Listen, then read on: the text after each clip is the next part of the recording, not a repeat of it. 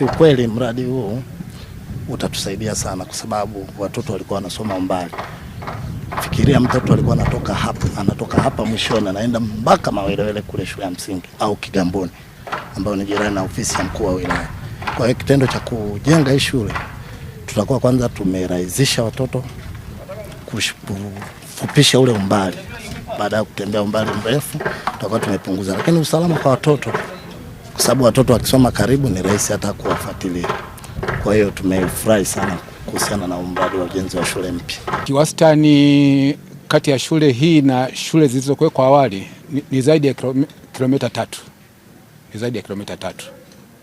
Labda kwa faida ya wananchi, Mheshimiwa Mstahiki Meya, hii ni moja ya ile miradi ya bilioni 2.4 ambazo zilikuja kwa ajili ya mradi wa Boost, na tuna mradi wa aina hii katika shule 7.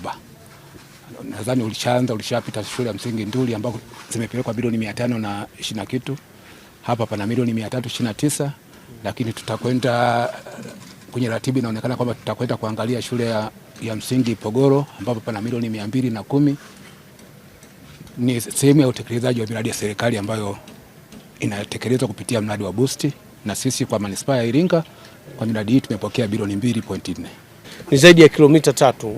Afisa elimu msema kilomita 3, lakini ni zaidi ya kilomita kutoka Mkoga ni zaidi ya 7. Kutoka Mkoga ni zaidi ya kilomita 7. Maana watoto walikuwa wanatembea kwenda kusoma kule.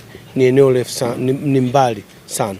Kwa tunaamini kwamba kwa watoto wetu kuweza kwa kujengwa shule, tunaamini kwamba umbali ambao watoto wetu walikuwa wakitembea sasa utapungua kwa kiwango kikubwa sana.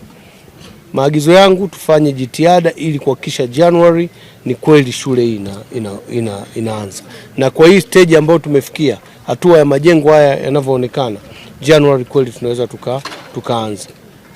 Bado naendelea kusisitiza mtaalamu ambaye anasimamia hapa, kwa maana kutoka kwenye ofisi yako engineer, uhakikishe kila siku anaweza kuwepo hapa anasimamia ili huu mradi uweze kuisha kwa wakati.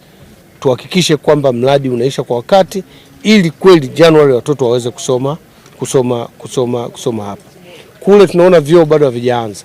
Haiwezekani shule hii ikaanza Januari kama choo hakijaanza. Hata kama majengo yote yataishi, lakini kama choo bado, maana yake shule haiwezi kuanza.